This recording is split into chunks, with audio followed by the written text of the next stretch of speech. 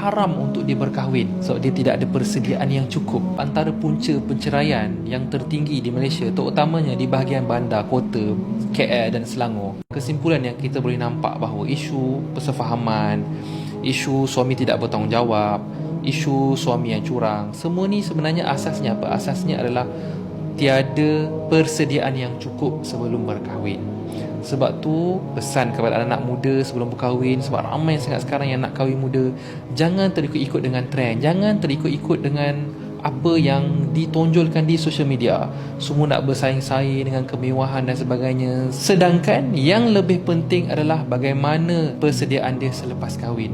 Dari sudut mental dia, dari sudut akhlak dia, dari sudut ilmu dia, dari sudut kewangan dia, dari sudut takwa dia, dari sudut hubungan dia dengan Allah. Semua persediaan-persediaan itu perlu bersedia dulu. Jangan hanya fikir nak berkahwin ni kena bersedia material sahaja. Dah cukup material dah boleh kahwin. Tidak. Bahkan Al-Imam Al-Ghazali rahimahullah ta'ala menyatakan dalam kitab Al-Ihya, sekiranya belum bersedia untuk kahwin, tiada persediaan jasad, tak ada persediaan roh, maka dia boleh jatuh makruh, bahkan sebagainya haram untuk dia berkahwin sebab dia tidak ada persediaan yang cukup. Maksudnya nak berkahwin ni dia perlu ada persiapan, perlu ada persediaan.